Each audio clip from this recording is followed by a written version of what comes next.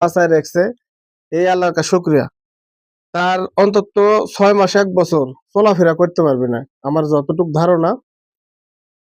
আমার এই ভিডিও দেখে প্রবাসী একজন 2000 টাকা দিছে তাকে।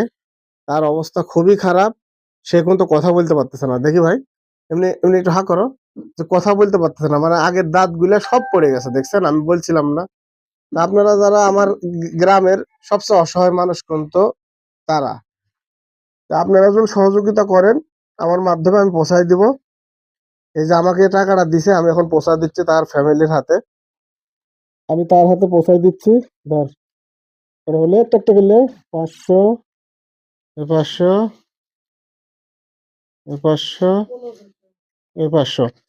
এই যে 2000 টাকা দিছেন, আমি দায়িত্ব সহকারে পৌঁছায় দিলাম।